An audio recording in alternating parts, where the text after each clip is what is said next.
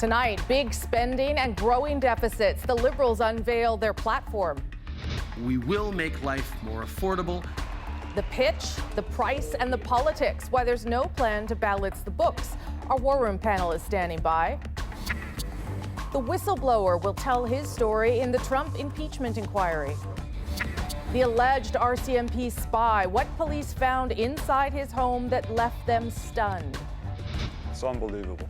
Hackers are targeting e-transfers using your email, a go public investigation. This is The National. The Liberal campaign unveiled its full pitch to Canadians today, promising billions in new spending for families, students to fight climate change. No path to a balanced budget, but a promise of more economic growth. Expensive promises seem to be a hallmark of this election campaign, and we have made Sunday your destination for political coverage to sort out what the parties are offering, what it could mean for you. We'll hear from voters and backroom strategists and set you up for the week ahead. So let's start with what's in the Liberal platform, the big promises and the plan to pay for them. Katie Simpson walks us through it. Deficits be damned. Justin Trudeau plans to spend and spend big, saying it improves people's lives and fuels the economy. And he's banking on Canadians feeling the exact same way. The Liberal platform outlines nearly 50 new or expanded investments. It includes a pledge to increase post-secondary education grants by $1,200 and to give some students more time to pay back loans. There's also tens of millions of dollars in promised funding for big cities to fight gun violence. The Liberal government makes the choice to invest in Canadians, but to do so in a responsible way. To cover some of the new spending, the Liberals say they would introduce taxes on digital giants, including Google, Amazon, Netflix, and Facebook. And it would adopt a 10% luxury tax on high-priced vehicles, boats, and aircrafts. But these additional revenues do not get the Liberals anywhere near a balanced budget. The Conservatives are the ones obsessed with balancing the budget on the backs of services offered to Canadians. Trudeau is trying to use this as a wedge issue against Conservative leader Andrew Scheer, who has promised to balance the budget in 5 years. The Liberals claim the only way to make that happen is through service cuts, pointing to examples from Ontario Premier Doug Ford. Doug Ford focuses on buck a beer. There are grade 12 students that might not graduate this year because there aren't enough teachers to offer the courses they need.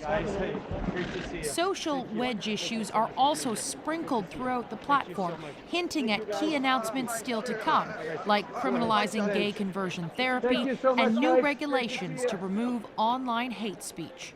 Trudeau will spend the next 24 hours here in Toronto, but today's message is for the entire country. The Liberals hope spending is the right move for the economy and for another mandate. Katie Simpson, CBC News, Toronto. So that was the Liberal pitch. Now here is David Cochrane with a look at the price. There was a time when balancing the budget was a core principle for the Liberals. This is not that time. The critical requirement in the Canadian economy at the moment is to sustain more and more economic growth. So that means more and more spending, and this platform adds billions to the debt. The parliamentary budget officer projected the deficit would decline to about $11 billion by the end of the next government's mandate. The Liberal plan would blow through those projections with no deficit smaller than $21 billion, projecting combined deficits of $94 billion during a second Liberal term. Far from their original promise of balancing the budget this year, Trudeau now says Canada will literally go on adding debt every year forever. Well, not forever, but for at least another 4 years, which the Conservatives don't like, but the experts don't mind. I think this is a targeted, modest package that is fiscally sustainable. Sustainable because those eye-popping deficits are small in the context of the Canadian economy and fund programs or tax cuts that should boost growth. These are sustainable deficits. So they have a reasonably flat but still declining debt to GDP. And the measures are modest and the tax, the revenue collection is modest. but it's all baked into a plan that is fiscally sustainable in the long run. The critical thing is your capacity to carry a level of debt in a sustainable and cost-effective way. Sustainable now, but these deficits could get even bigger. Nowhere in this platform is there a firm price tag for a national pharmacare program. It's something the Liberals are promising to do, and something that at its cheapest would cost billions of dollars a year. David Cochran, CBC News, Ottawa. Like all parts of the campaign, the decision on when to release a fully costed platform is highly calculated. The Liberals released their platform this week in part because this Wednesday, Trudeau will participate in his first leaders' debate in French on the TVA network.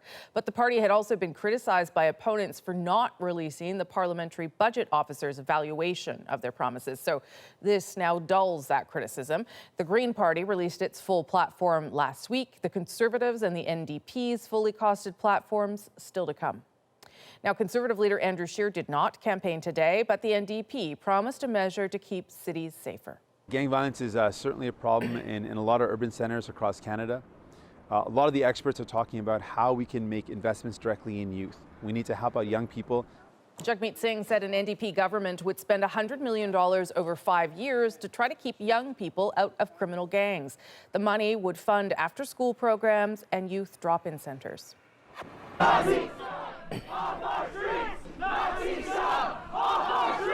There are about 200 demonstrators who showed up in Hamilton today ahead of Maxime Bernier's event for his People's Party of Canada. They clashed with party supporters, and police arrested 4 for breach of the peace. They were later released with no charges laid. From the blackface photo controversy to some pretty big promises, a lot has happened in the campaign over the past week or so. And by now, some of it, you would think, should start showing up in polling data.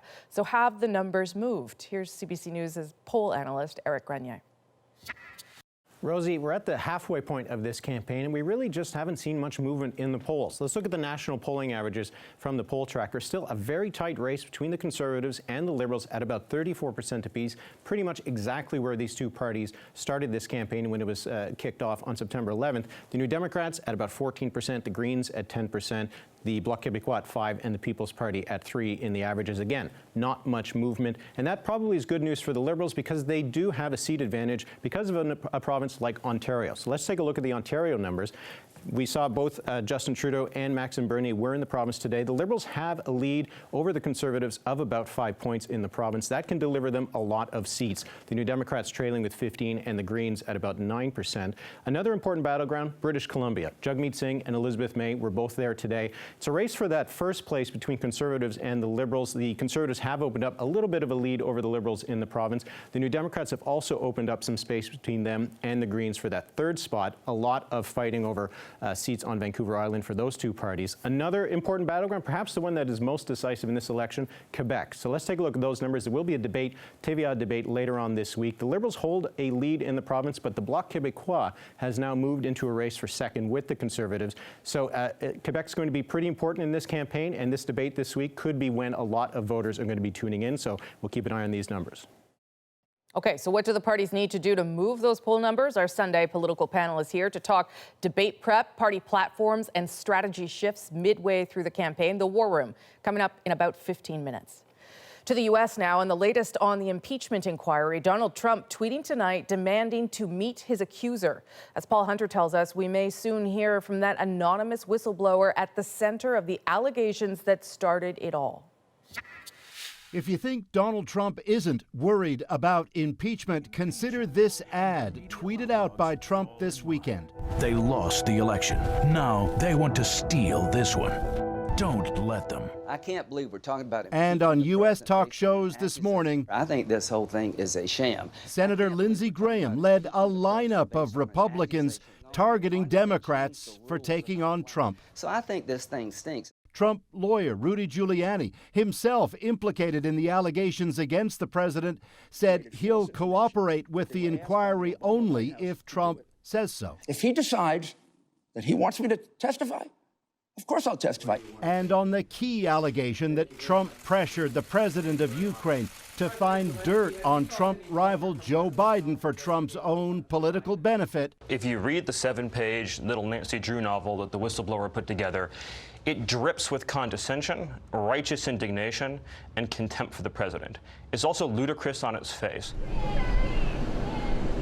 But as demonstrators shouted impeach at Trump's motorcade this weekend and new polls signaled growing support for impeachment broadly, word on Capitol Hill is that testimony from the still unidentified whistleblower will be very soon, and that all of it is now moving, quote, expeditiously. We want to do this as urgently as possible. We also recognize, though, the gravity of this situation and that it's going to take some time to get the full facts and be able to flesh them out. The president tonight pushing back in tweet after tweet, saying Adam Schiff should be questioned for blatant, sinister lies, calling it fraud and treason.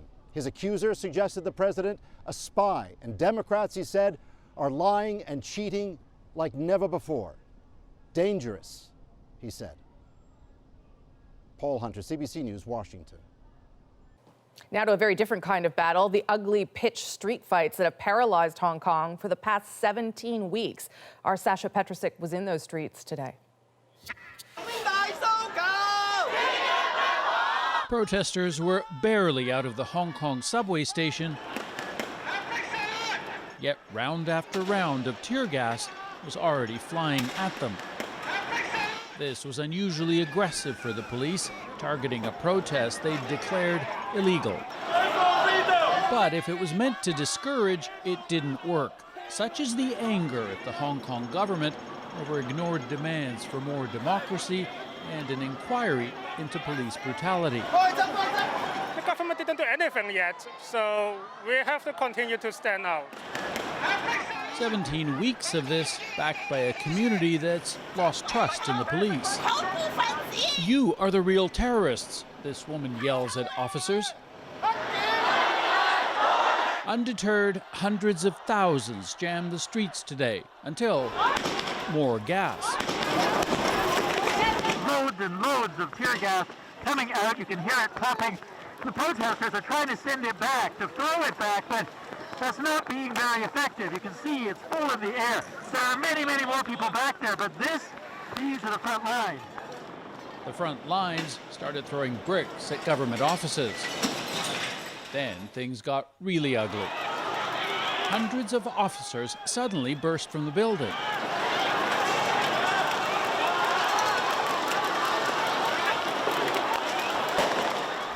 More than 100 were arrested, but many more continued to battle police, setting street fires and attacking government supporters.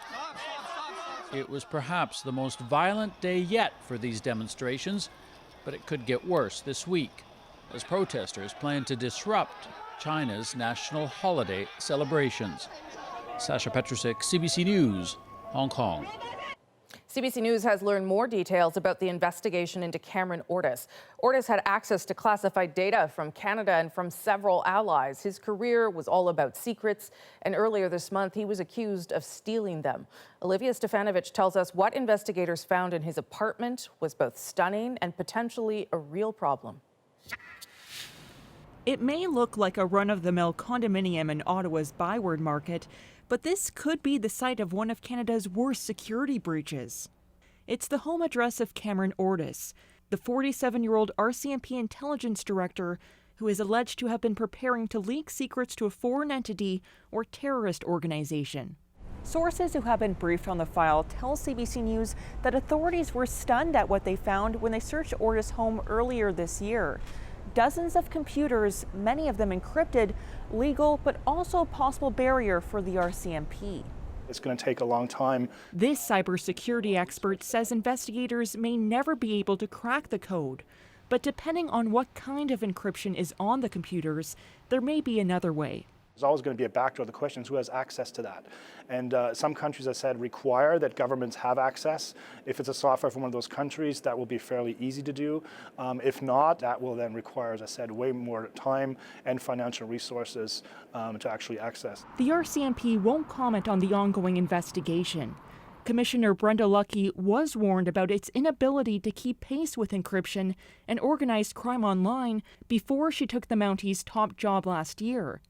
Now the case that has shaken the international intelligence community is due back in court on Friday. Olivia Stefanovich, CBC News, Ottawa. Health Canada is looking into how a natural health product for teens is being marketed. It's called Viva Teen, and it's allowed to claim it can help with nervousness and restlessness, not with anxiety. But it did. And as Katie Nicholson explains, that plus confusion over how those words are used in general have some worried. Meditation, one of the many coping strategies 16-year-old Erin Kendall has learned through her struggles with mental health. I do some meditation, I do yoga, and I have those conversations and I speak out about how I'm feeling. There's a new natural health product on the market that says it can help too. Viva Teen is made of vitamins and herbs. It was licensed by Health Canada in April for nervousness and or restlessness. Under the rules, it isn't allowed to say that it treats anxiety. But until Viva was contacted by CBC News, its website said it has been professionally formulated to help teens suffering from anxiety. Health Canada now confirms it's looking into how Viva is advertising the product. Viva founder Alain Roy says his product sticks to Health Canada's rules and he will follow any recommended changes. Well, nervousness is a term that should be clear to a lot of people, I think, and restlessness and agitation and mental stress. I think people know what these words mean. Will they think that therefore it's a product for anxiety? I don't know, but that's not what it's for. This Vancouver psychologist disagrees. Yeah, I think it's confusing. Anxiety is my jam. This is what I do. I'm a clinician. I do research, and I'll say I'm nervous when I'm anxious. I will often use those terms interchangeably. But some say the bigger problem is how natural health products are regulated. I don't think that people should take comfort in the fact that Health Canada is merely looking into this because the entire regulatory regime is faulty. The science is tremendously weak around those products. Erin Kendall wants to see more science too, like clinical trials, something Health Canada doesn't require for products like Viva Teen. It could be a great idea and it could be very helpful, but again, it's not quite there yet. Until she sees more evidence, Kendall is going to stick with what works for her. Katie Nicholson, CBC News, Toronto. More stores are pulling a popular heartburn medication off their shelves after some were found to contain an impurity that is a probable human carcinogen, something that could cause cancer. This weekend, U.S. pharmacy giant CVS joined the list, saying it's suspending sales of rahidine, drugs including those sold under the name Zantac. Health Canada says 5 companies have recalled their over-the-counter and prescription drugs here.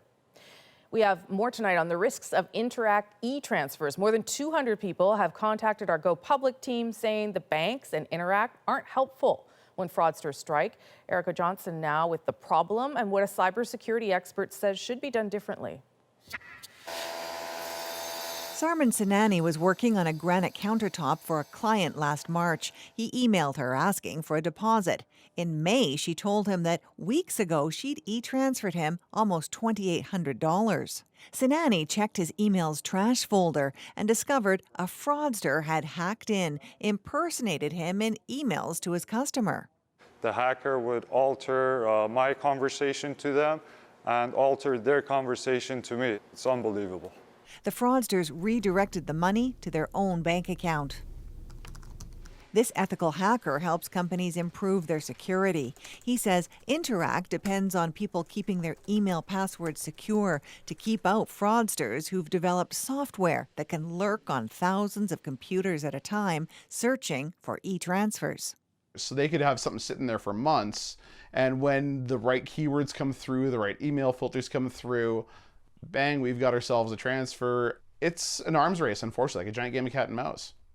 Go Public continues to hear from people, more than 200 now, who say they've lost money doing e-transfer because their email got hacked. Many other countries don't rely on email. Payments are made bank to bank. Recently, the European Union went further, making it a requirement for all financial institutions to use two-factor authentication for all online banking, a system that only allows someone to log on to an account once they've received a code on a separate device or an email at a different email address.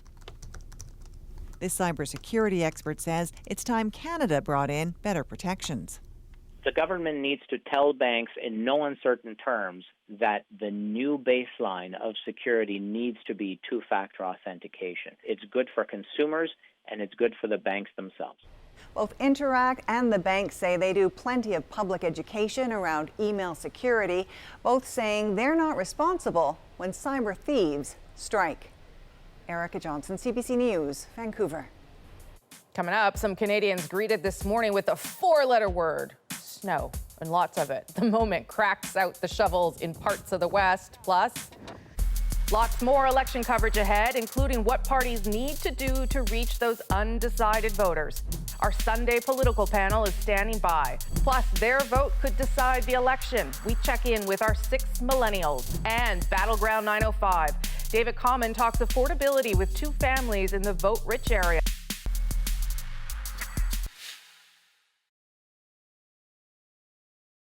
On the new episode of 22 Minutes. Sounds like you saw Doug Ford. Impossible. Probably just a Bigfoot. We're trying to be comic for you. Tuesday at 8:30 on CBC and CBC Gem. Ah, crap, forget I said. My name is David Hurley. My name is Shakir Chambers. My name is Michael Hay.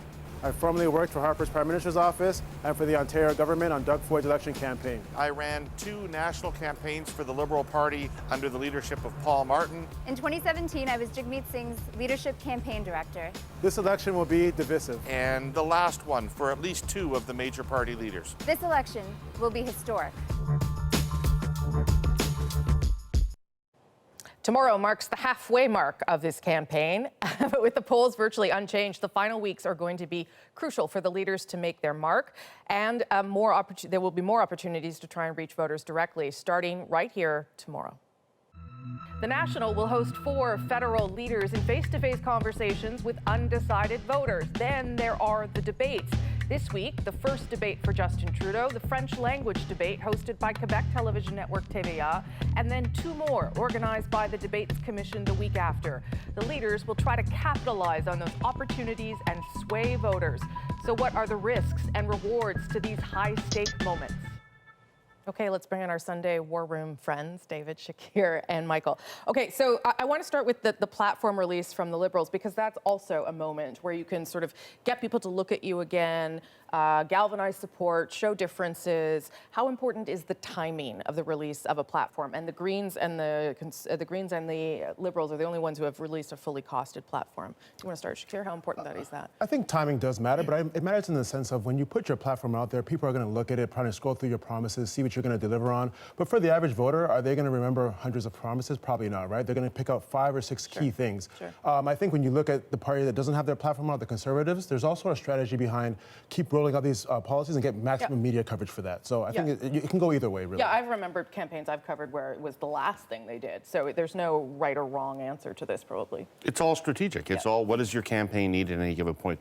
In 1984, Brian Mulroney did not release the costing of his platform until just days before the election, because they were winning big and the media were already into they're winning big part of the cycle, and they didn't want to interject anything possibly controversial into that. I myself, in campaigns I've been involved in, have held platforms back just in case we needed something else in it and didn't want to seal it off. I think at a minimum, you have to wait until you've had a chance to announce your signature initiatives, because they're old news once you put out the platform. Yeah, and the NDP has put out their whole platform in terms of content, but not all the numbers. Well, I think, first of all, putting out the whole platform in June, like a 110-page platform by the NDP, was because they had a new leader. Right. And they needed to introduce him and the party to Canadians as soon as possible to kind of get out there and get him out there.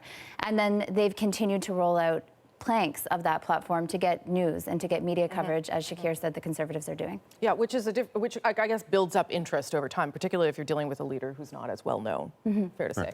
Okay, so how about these sort of big high-profile events, the one we're hosting this week, or one-on-one interviews that are done by other journalists, and why do you do them? We know why they do them, but how do you use them to your advantage, and what are the risks of doing them?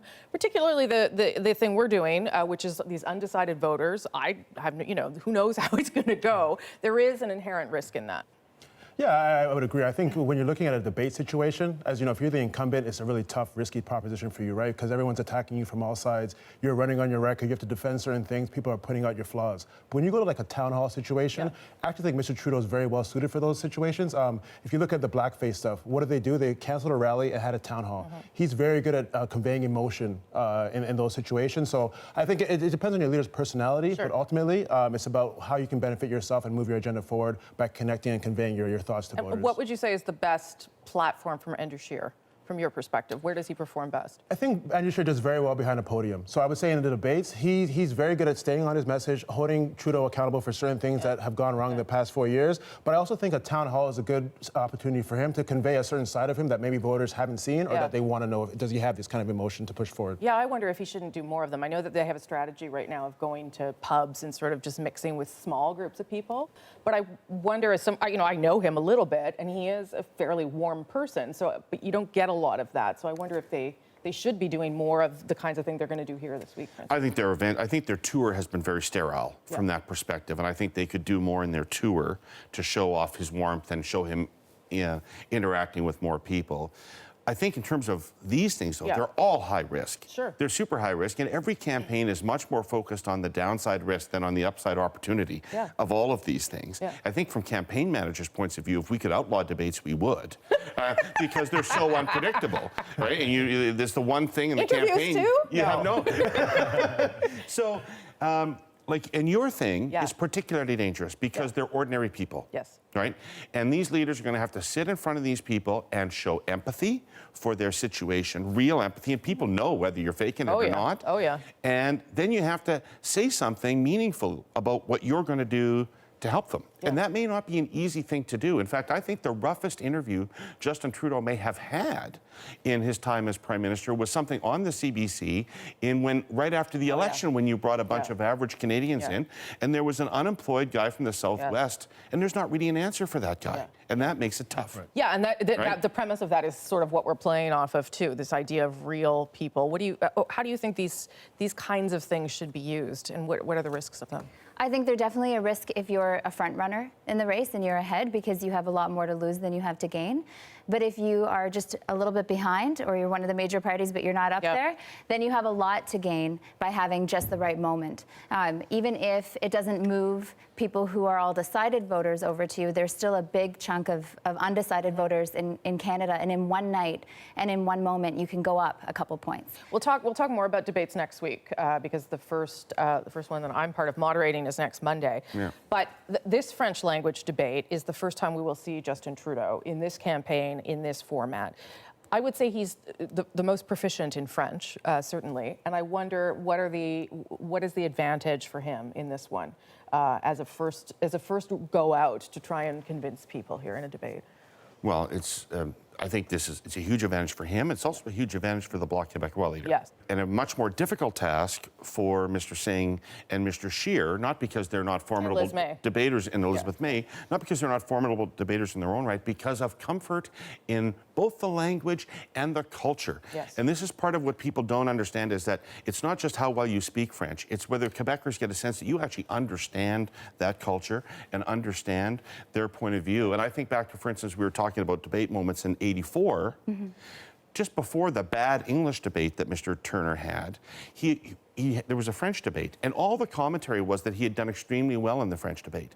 But if you looked at the parties that knew what the polling said, his support started to collapse in Quebec immediately after that debate because people saw a starch English person speaking perfect French to Quebecers versus a genuine Quebecer in Brian Mulroney.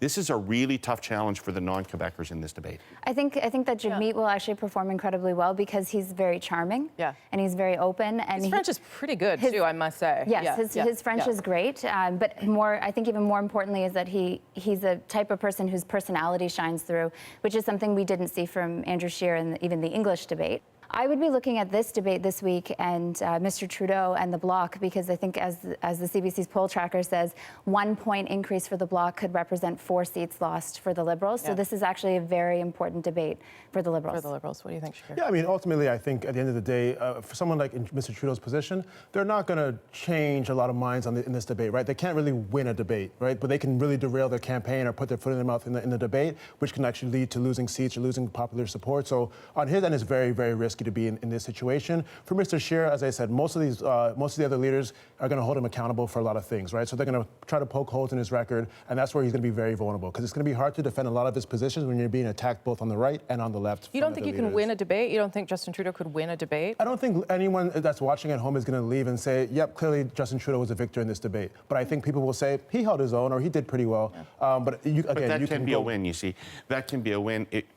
Most debates don't have a knockout punch, and most debates have people trying to sort through everything that they saw and come to a conclusion about who ought to be the best person out of that in the absence of a knockout blow.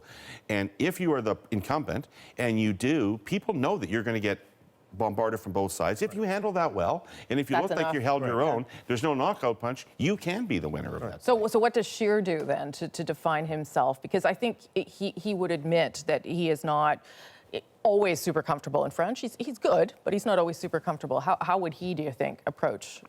I think for him, it's just continuing to drive home that key narrative, right? Like the ballot's question is going to be around the affordability issues. He has to make sure he has a clear, competent, cohesive plan of how he's going to address a wide range of issues that you can fit under that kind of high-level banner, right? Are any of you surprised that we are still this close in the polls with the Conservatives and the Liberals, and even the NDP and the Greens seem to be fighting for third spot?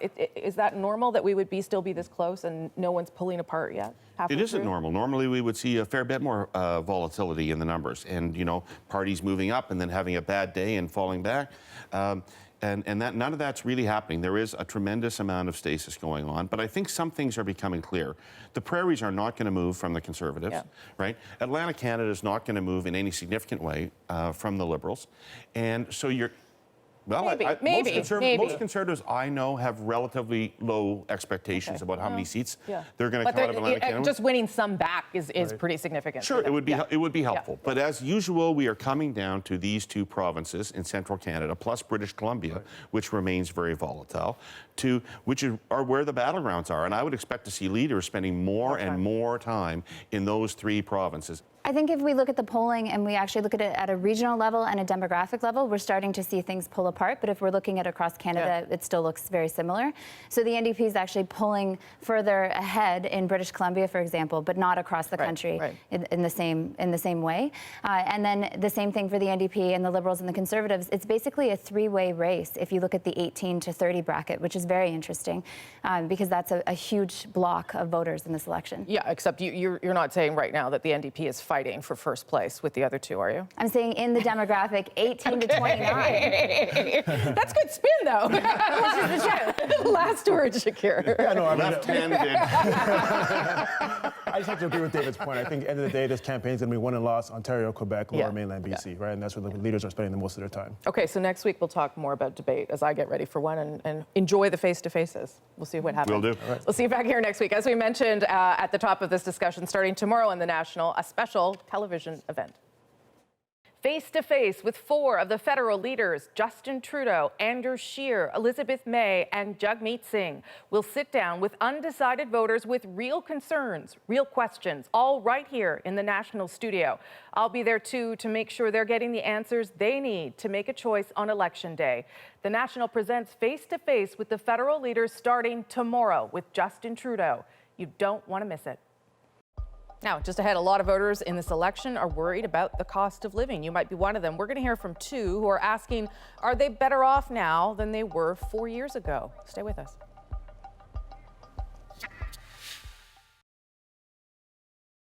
1895. She still looks 18. An old case. How is this possible? She disappeared 12 years ago and hasn't aged a day. Defies time. Eternal youth machine invented. Murdoch Mysteries.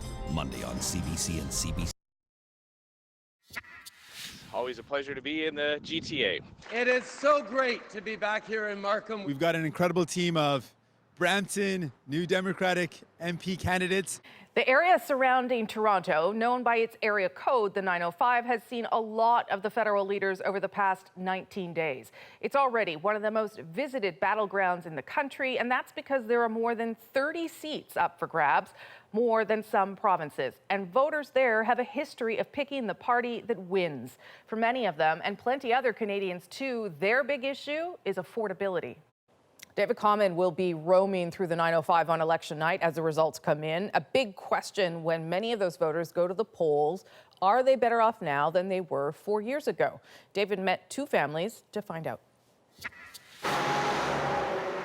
The 905 is vast, skyscrapers to suburbs, and in elections past, its ridings of ping-pong between parties, decided not always on issues, but on leaders. Mississauga's Aaron DeCoste and Maple's Aaron Burke see it quite differently. What I like about Trudeau is that when he came into the office, he made a very conscious choice to choose people in his cabinet that reflects their diversity. And he is making progressive changes. I've perceived Justin's time in office to be more, as kind of a figurehead, and it's all nice and good, and we go around the world and we dance in India. My first thing is no conservative. I think they represent a very narrow, middle class, typically white, usually male focused. I kind of principally believe that there's like waste and there's abuse and so forth within the spending end of government, and why we're taxed that way and where those tax dollars are allocated and how they're spent. There you have it. Along with personality is the question of affordability, as 905ers increasingly feel the financial squeeze. It's everywhere. It's at the pump. It's at the grocery store. It's at it's from my paycheck. You're anywhere from 25 to 48% of your money, okay, is out the door to taxes before you get your check. And there's a question being asked. But am I any further ahead than I was 4 years ago? No. I think we're good. I think we also come from a level of comfort that when you have governments that may cut subsidies to daycare, other things. I have insurance through my job. My husband has insurance. There's a lot of things that even if cuts are made, we're okay. Individual incomes in the 905 vary widely. Oakville North's median much higher than Markham Thornhill's. Back when the Liberals were elected in 2015, the median for the region was around $34,000. 2 years later, that income was up 4.8%, though taxes were eating into slightly more of it, pulling that increase down to 4.6%. And then on top of that, gas cost me more, and electricity cost me more, and water cost me more, and property taxes cost me more, and school cost me more, and clothes cost me more, and these cost me more. This is also the land of commuters. Suburban 905ers spend an average 32 minutes to get to work by car, more than 60 if they use transit. So now on top of all that, you want to give me the carbon tax when China and India make up 60% of global pollution? Like, how is me paying $3 more for a tank of gas going to impact that? Erin drives to work too and isn't convinced by the carbon tax either, but figures doing something is better than nothing. For her, across the spectrum of issues, it's not about cutting taxes, but about protecting programs. But my point is that public education and healthcare under a conservative government always comes under attack because they view that as a liability, and they try to lure Canadians away with tax incentives for private schools or rebates for healthcare, rebates for education. And so definitely education and healthcare are my main concerns. So affordability can mean different things to different people. For one, fighting waste and axing taxes, keeping programs intact, all under the umbrella of keeping life's costs manageable. David Common, CBC News in the 905. Affordability is also an election issue for millennials, but this week it wasn't the only one that got their attention. Saw some attention on the environment. The universal pharmacare, gun control. Did our 6 undecided hear anything to sway their votes? That's coming up.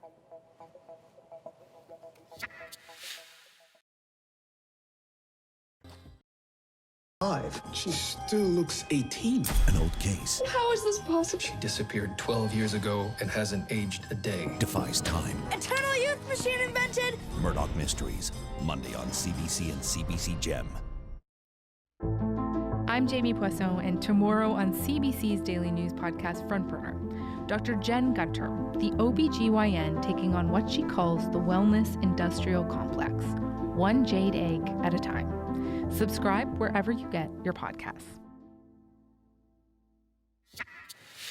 They've been front and center in so many of the campaign stops and the promises so far, and for good reason. Millennials hold power in this federal election. As the biggest voting bloc, they could decide the outcome. But these 6 are still undecided. We're going to follow them as they follow the campaigning, weighing what party leaders are saying and not saying to try to win their votes. This week we heard a lot from the various party leaders about, very concrete ideas. Focused on climate change policies. Saw some attention on the environment. Some parts of it has been uninspiring. But once again, this week didn't really have any vision for where our country's going to go. Hi, I'm Christian Hebert. My name is Ivan J. White. I'll be voting from the Yukon riding. Vancouver Centre. Fort York, Spadina. It's Emily from the Lex St. Louis riding. When it comes to climate change this week, I'm not very convinced with the Conservative Party's approach, which is essentially their green tech investment incentives. If we want to reach our Paris Agreement, the Conservative Party is going to have to bring more substance to the table. What I'm not hearing a lot about is talks of a just transition to a cleaner and greener economy, particularly focus on those provinces or regions where natural resources is a big part of the economy. It's disappointing that we can't divorce money from environment. What if it was possible to place our existing resources into clean and renewable technologies and let our children argue about climate change? What's been kind of disappointing to see in this week has been the lackluster response from party leaders against the government of Quebec's Bill 21, which is essentially state-sponsored discrimination against those who wear religious symbols. I was quite put off by the fact that Jagmeet Singh said that if he were elected, he would uphold that law. For him not to take as strong of a stance as I expected him against Bill 21 was a bit of a disappointment. I was happy to see that Justin Trudeau announced that the first-time homebuyers plan would increase the maximum house price that you could, qualify for that plan. Andrew Scheer put forward the possibility of lowering the stress test for obtaining a mortgage. It's a small enough issue, it wouldn't win my vote. The campaign has been pretty shallow in the world of agriculture. None of the parties really showed a vision for agriculture, despite the importance of it to our country's GDP.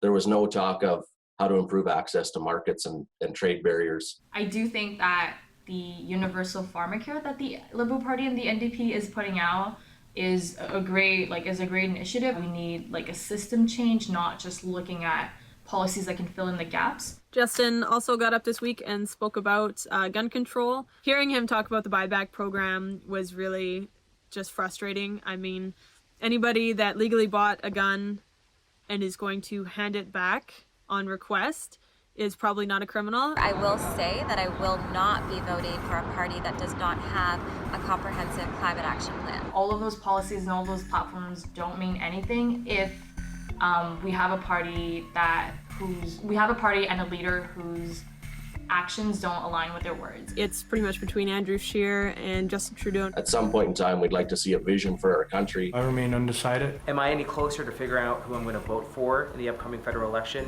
Not quite, but we still have a lot more time to go. See, I feel like they're getting somewhere. Coming up, if you're somewhere suffering through a little cloud and rain this Sunday, stick around. Parts of Western Canada woke up to this. Now don't you feel better? Our moment is next. I guess the sausages that Nona makes is a bit like the Macarena my Aunt Pam does at a family wedding. It needs a lot of white wine to be really good. Still Standing, Tuesday at 8 on CBC and CBC Gem. So apparently snow in late September, not unusual for Alberta, but perhaps not this much. The southwest corner of the province has seen a lot of snow, as much as a meter by tomorrow. We spoke to some southern Albertans who are hunkered down, waiting out the storm, and that is our moment of the day. I just opened the door this morning, and I've got 3 kittens that are about a year old, and they love to go outside and play. And so he was getting ready to go outside and was just confronted with like just a whole wall of snow. We've got like big heavy snowflakes coming down, and it's almost coming down horizontally. It looks like a biblical snowstorm. I'm looking out westwards towards the Rocky Mountains, which are only 1 kilometer away, and I cannot see them. Oh, it's coming down. My sheep. We're just a small farm. We have about 35 sheep, donkey. Surprise storms in Alberta, Canada are always going to happen, but a surprise storm of this magnitude is not normal. Just because it's normal doesn't mean it's acceptable, Alberta. I'm from Winnipeg, and I wouldn't put up with that. That's the National for this Sunday, September 29th. Have a good night.